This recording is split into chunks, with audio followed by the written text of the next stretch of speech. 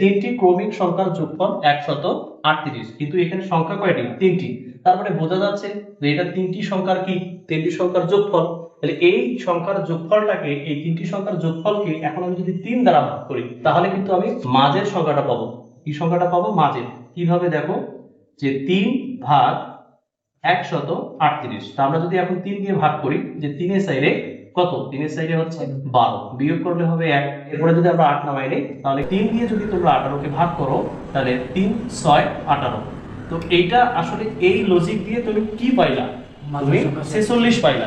এই 46 সংখ্যাটা হচ্ছে মাঝের। তাহলে 46 যদি মাঝের সংখ্যা হয় তাহলে এর আগের সংখ্যা কত এবং এর পরের সংখ্যা কত?